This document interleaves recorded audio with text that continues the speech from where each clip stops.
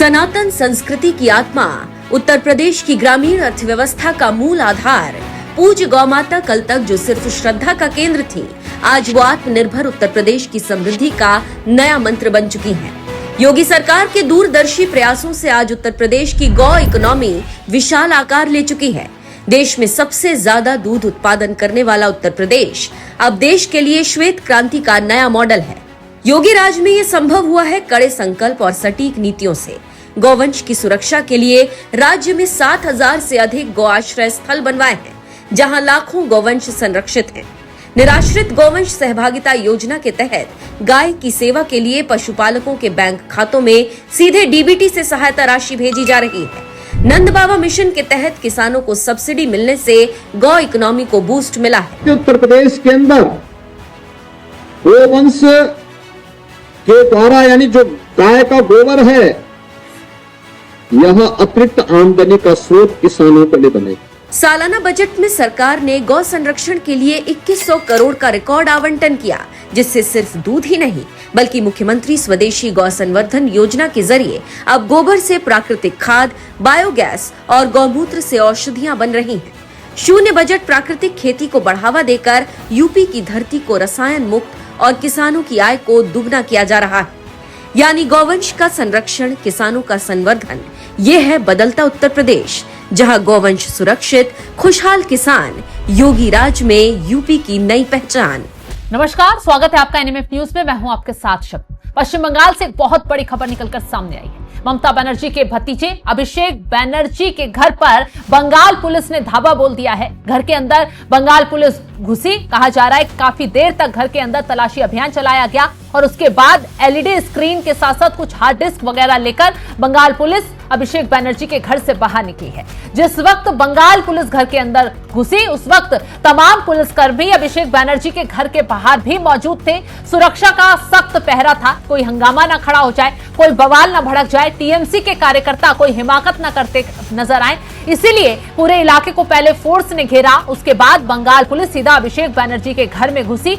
अब ऐसे में कहा यह जा रहा है कि अभिषेक बनर्जी को जो नोटिस दिया गया था, हो सकता है उस सिलसिले में बंगाल पुलिस पूछताछ के लिए उनके घर पहुंची हो, सबूत इकट्ठा किए गए हो, क्योंकि अभी हाल फिलहाल में कोलकाता नगर निगम की तरफ से अभिषेक बनर्जी समेत कई नेताओं को और टीएमसी से जुड़े कई और लोगों को नोटिस जारी किया गया था उनकी संपत्तियों को लेकर। लीप्स एंड बाउंड्स जो उनकी कंपनी है, उससे जुड़ी संपत्तियों को लेकर अभिषेक बनर्जी को नोटिस गया था। इन संपत्तियों का पूरा ब्यौरा कोलकाता नगर निगम की तरफ से मांगा गया था। अब ऐसे में अभिषेक बनर्जी आज आखिरी तारीख है, उस नोटिस की मियाद आज खत्म हो रही है। जवाब दे पाते हैं, नहीं दे पाते हैं, और बंगाल पुलिस इस नोटिस के बीच अचानक उनके घर में घुसती है। क्या सबूत लेकर गई है, इसको लेकर चर्चाएं तेज हो गई है और कहा जा रहा है कि आने वाले वक्त में अभिषेक बनर्जी की मुश्किलें बढ़ सकती हैं। यानी कोलकाता नगर निगम की तरफ से अभिषेक बनर्जी के खिलाफ बहुत सख्त एक्शन लिया जा सकता है और हो सकता है सबूतों के आधार पर उनकी गिरफ्तारी भी संभव हो जाए, क्योंकि जैसे ही बंगाल पुलिस ने धावा बोला, ममता बनर्जी के घर पर काफी हड़कंप मच गया। न सिर्फ अभिषेक बनर्जी परेशान है, बल्कि ममता बनर्जी के खेमे में बहुत ज्यादा खलबली मची हुई है। अब क्या हुआ, पूरा मामला विस्तार से जानिए। आपको बता दें, कोलकाता पुलिस अभिषेक बनर्जी के घर पहुंची। पुलिस बल के दस्ते ने अभिषेक बनर्जी के पूरे घर को घेर लिया। इसके बाद एक पुलिसकर्मी अभिषेक बनर्जी के घर से एक एलईडी स्क्रीन लेकर बाहर निकलता दिखा। सादे कपड़ों में पुलिस वालों की टीम शांति निकेतन में अभिषेक बनर्जी के घर घुसी थी। हालांकि पुलिस के अभिषेक बनर्जी के घर जाने के कारण अभी साफ नहीं हो पाए हैं, लेकिन सोर्स में दावा किया जा रहा है कि डायरेक्टर ऑफ सिक्योरिटी के अधिकारियों की एक टीम अभिषेक बनर्जी के घर में घुसी थी। अभिषेक बनर्जी का घर 188A हरीश मुखर्जी रोड पर है। बताया जा रहा है कि यह कार्रवाई कोलकाता नगर निगम की ओर से जारी किए गए नोटिस के बाद हुई है। हालांकि पुलिस आखिर किस वजह से वहां पहुंची, जो सबूत लेकर गई है, वो किस आधार पर लेकर गई है, इस पर कोई आधिकारिक बयान सामने नहीं आया है। कोलकाता म्युनिसिपल कॉर्पोरेशन के मेयर फिरहाद हकीम ने दावा किया है कि उन्हें अभिषेक को नोटिस भेजे जाने की जानकारी नहीं थी। कोलकाता म्युनिसिपल कमिश्नर स्मिता पांडे ने कहा कि तृणमूल एमपी ने नोटिस का जवाब देने के लिए म्युनिसिपैलिटी से समय मांगा है। तो सूत्र बताते हैं कि अभिषेक बनर्जी के घर के कई हिस्से कथित तौर पर अवैध निर्माण के दायरे में हैं। उसी संदर्भ में उन्हें नोटिस दिया गया था, जिसके बाद अब कार्रवाई आगे बढ़ा दी जा गई है। बताया जा रहा है कि पहले नोटिस भेजा गया था उसकी समय सीमा अब खत्म हो चुकी है। और इसी के साथ साथ अब अभिषेक बैनर्जी आज जवाब देते हैं, नहीं देते हैं, उसके बाद देखना यह होगा क्या कुछ निकलकर सामने आता है। लेकिन आज की रात वाकई में अभिषेक बैनर्जी पर भारी साबित हो सकती है। एक तरफ अभिषेक बैनर्जी को नोटिस का जवाब, उनकी सारी संपत्तियों को लेकर जिन जिन नामों में उनकी संपत्तियां जुड़ी हुई हैं उन सबकी जांच पड़ताल शुरू कर दी गई है। संतुष्ट अगर नगर निगम होता है तो ठीक है, अगर नहीं उनके जवाब से संतुष्ट होता है, नहीं सबूतों से संतुष्ट होता है, तो कहा जा रहा है कि अभिषेक बैनर्जी की संपत्तियों पर बुलडोजर कार्रवाई देखने के लिए मिल सकती है। आपको बता दें, अभिषेक बैनर्जी को लेकर और राजू नस्कर को लेकर शुभेंदु अधिकारी के जरिए सख्त चेतावनी दी गई थी। हाल फिलहाल में शुभेंदु अधिकारी मंच पर गए थे तो उन्होंने साफ कहा था कि लोगों की अवैध संपत्तियों की लिस्ट उनके पास है, जो इन्होंने कारनामे किए हैं उनकी लिस्ट उनके पास है। अब कोलकाता नगर निगम को मामला पहुंचाया जाएगा, कार्रवाई होगी। जैसे ही शुभेंदु ने चेतावनी दी, कोलकाता नगर निगम के जरिए कार्रवाई शुरू कर दी गई। शुभेंदु अधिकारी ने चेतावनी देते हुए क्या कुछ कहा था, एक बार सुनिए।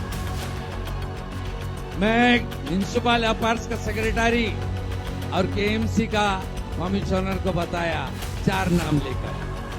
बताओ 4 नाम। हाँ, सुनना चाहता है ना? एक बेलेघाटा का राजू नस्कर, 18 प्रॉपर्टी। दूसरा कौसबा का सोना पप्पू, 24 प्रॉपर्टी। तीसरा भातीजा Abhishek Banerjee, lips and bounce का 14, अपने नाम में 4, पिताजी का नाम में और भी 6, 24 प्रॉपर्टी। और चौथा नाम सुनना चाहता है? जावेद खान का बेटा, 90 प्रॉपर्टी। ये लोग लूटा है, ये लूटने वाला जैसे शांतनु सिन्हा विश्वास अंदर में है, सुजीत बस अंदर में है। आने तो इस चेतावनी का असर देखिए, कार्रवाई हो रही है और अब कोलकाता पुलिस अभिषेक बैनर्जी के घर में घुसी है। अब क्या सबूत लेकर गई है, किस आधार पर सबूत लेकर गई है और किस मामले में लेकर गई है, ये देखने वाली बात होगी, क्योंकि अभी तक आधिकारिक बयान इस मामले को लेकर नहीं आया है। लेकिन ये कहा जा रहा है कि कई मामलों में अभिषेक बैनर्जी फंसे हुए हैं।